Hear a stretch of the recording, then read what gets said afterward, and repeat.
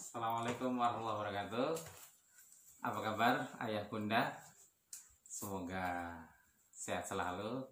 Demikian pula putra putrinya Ananda sekalian, mudah-mudahan juga sehat-sehat selalu, tumbuh kembangnya bagus ya, dan terhindar dari aneka macam penyakit. Pokoknya sehat aja deh. Nah, hari ini kita akan ngobrol tentang demam. Nah, demam itu apa gitu, karena masih banyak juga yang rancu gitu. Ada yang 37,5 atau 4 aja sudah mengeluh, dok anak saya demam, suhunya berapa bu? 37,4. Nah itu belum demam, mungkin dia meningkat dari suhu rata-rata hariannya 36,5 sampai 37,5, sebenarnya normal masih. Jadi kalau dia biasanya 36,6, 36,8, mungkin sekarang dia 37,4 atau 37,3 sudah teraba hangat dibanding biasanya, lalu dikeluhkan demam. Sebenarnya itu masih dalam batas normal. Jadi demam itu berapa? Di atas 37,5 ya. Di atas 37,5 namanya demam. Sampai 38,5 biasanya disebut dengan demam tidak tinggi. Sampai 38,5 ke atas baru dikatakan demam yang tinggi. Ini juga sering terjadi perbedaan persepsi antara dokter dengan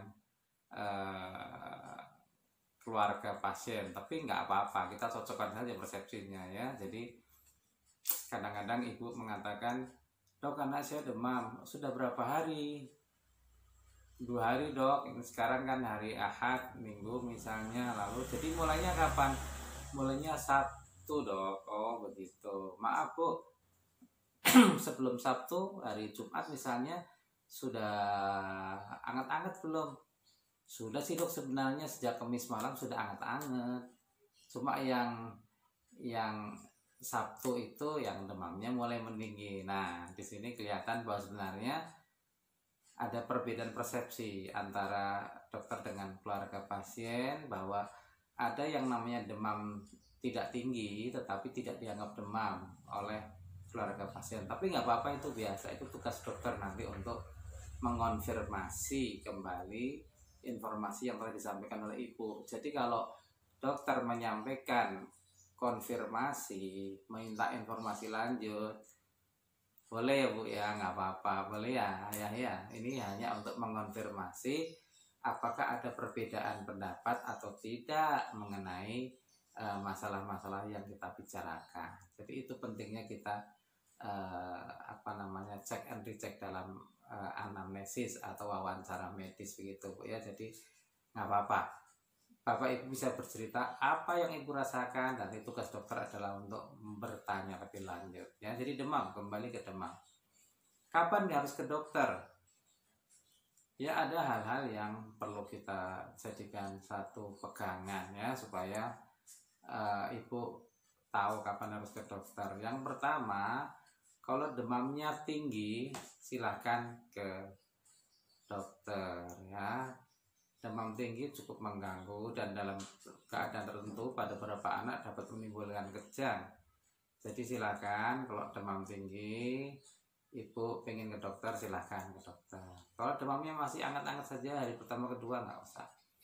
Patokan kedua adalah demam di atas 3 hari atau mulai hari ketiga ke atas, silahkan ke dokter. Hari pertama, kedua, dan tidak tinggi, sebenarnya tidak harus ke dokter. Bapak ibu boleh memberikan obat turun panas terlebih dahulu. Tinggal sesuaikan aja berat badannya. Berapa dosisnya umumnya? Umumnya begini bapak ibu, dosis paracetamol itu adalah 10 sampai 15 ya. 10 sampai 15, nggak hanya 10, boleh 10 sampai 15 mg per kilogram berat badannya. Jadi kalau berat badan anak 10 kilo, 10 sampai 15 kali 10 kilo berarti kira-kira 100 sampai 150 mg. Dalam 1 sendok paracetamol terdapat 125 mg.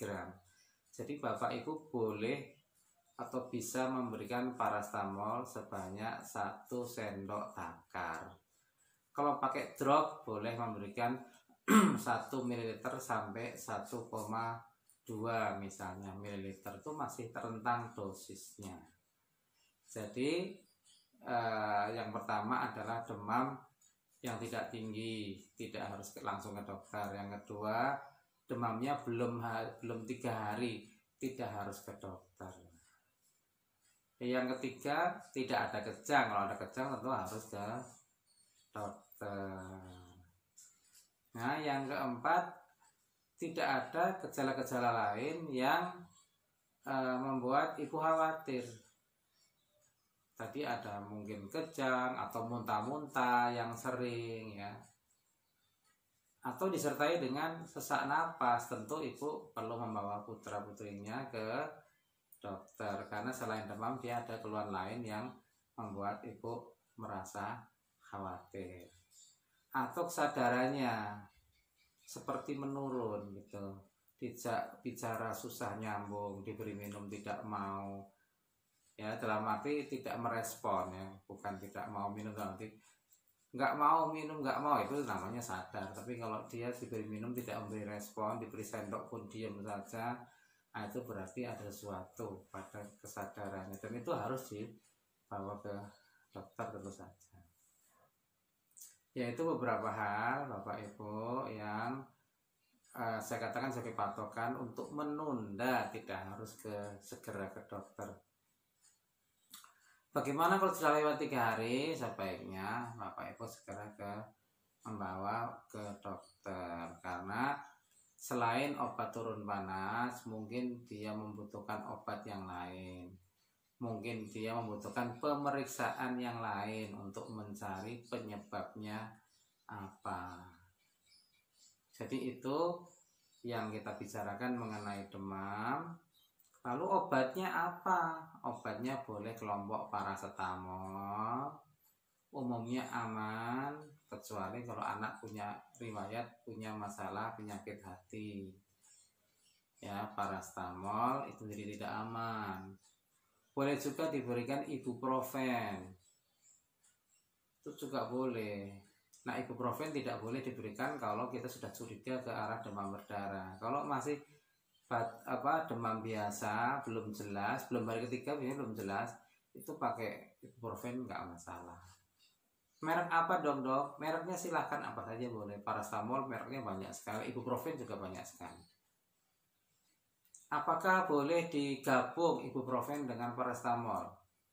Boleh juga kalau pemberian salah satu tidak membaik, boleh, mau digabung boleh. Tentu mengurangi dosis masing-masing obat. Jadi kalau ibuprofennya pakai 5 mg per kilo, lalu paracetamolnya diberikan tadi 10-15, paracetamol dikurangi juga pakai 5 atau maksimal 10, tidak pakai 15 lagi ketika digabung dengan ibuprofen. Itu tentang obatnya. Bentuknya yang bagus yang mana? Apakah sirup, apakah drop, apakah yang lewat dubur? Pada dasarnya semuanya boleh.